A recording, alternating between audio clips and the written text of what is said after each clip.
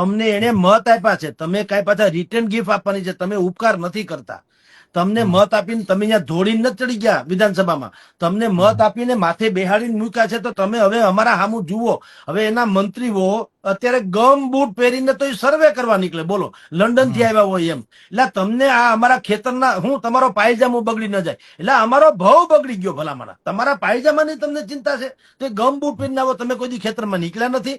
અને બીજા એક મંત્રી નીકળ્યા અર્જુન મોઢવાડિયા, 3 જણા તો એની ઉપર છત્રી રાખીને બેઠા. ભાઈને છાંટા ન ઉડે. છાંટા તો તમારી આખી સરકારને ઉડવાના, હરામ ખાયા જેવું કરશો તો.